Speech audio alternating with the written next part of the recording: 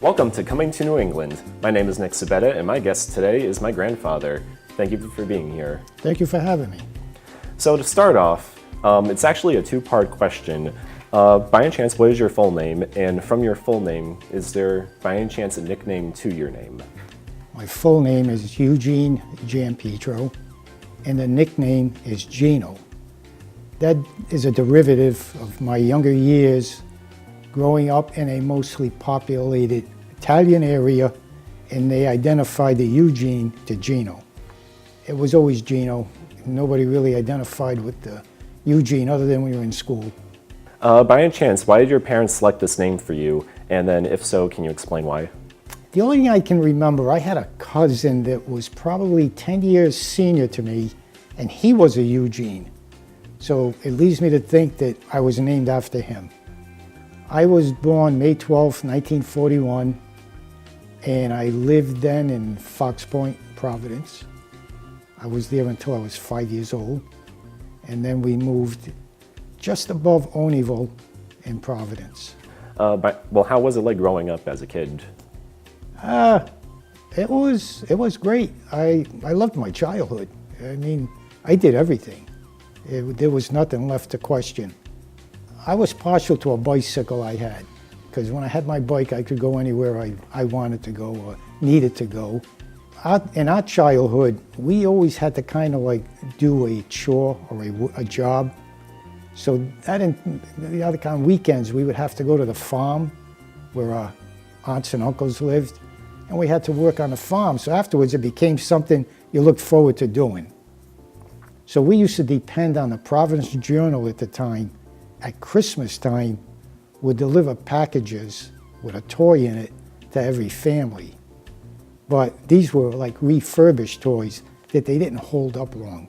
If you played with that toy for a few days, then it would fall apart.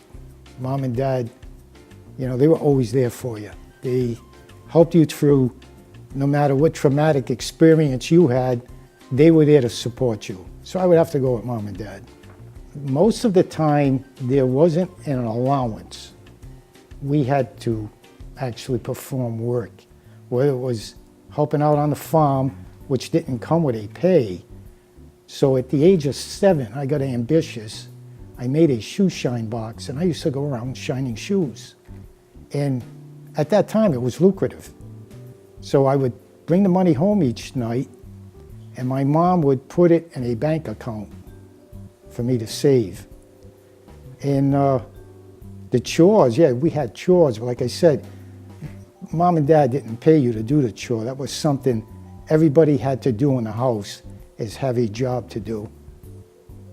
I know how we both come from a Catholic family, so I'm actually kind of curious as to what church you went to when you were growing up. I went to St. Mary's Church on Broadway in Providence, and there I did both my communion and confirmation. And prior to that, I had joined the Boy Scouts, which was affiliated to that church. So I had the best of both worlds. I had the two closest ones I can remember was a cat, which we named Tiger, and then we had a dog, we called him Lucky. There were other dogs that came in and out, but back then we used to get them from the, well, it's called a rescue today, but they were basically rescue dogs. They were dogs that people gave up, and they were giving them up. And a lot of these dogs they came with illnesses, and they ended up being terminal, that you didn't have the dog long because of the sickness. It had to be put down. But those were the pets. The only other thing I did as a child, I raised chickens. And what I did was, after Easter, many kids had got a baby chick, live chick, and then the family didn't want it, so I would collect them, I would raise them, and then we would take them to the farm and get them ready for dinner.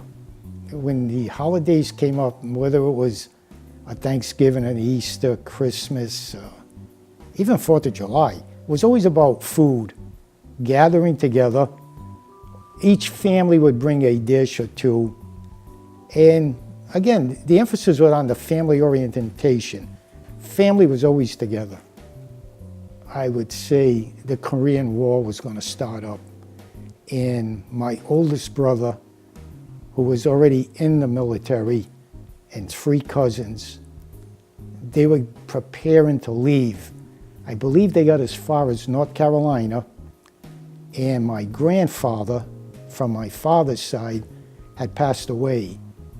So back then, the family put a plea into the Red Cross that the grandfather passed away, so they had the 4 boys come back home, which kind of saved them from going to Korea.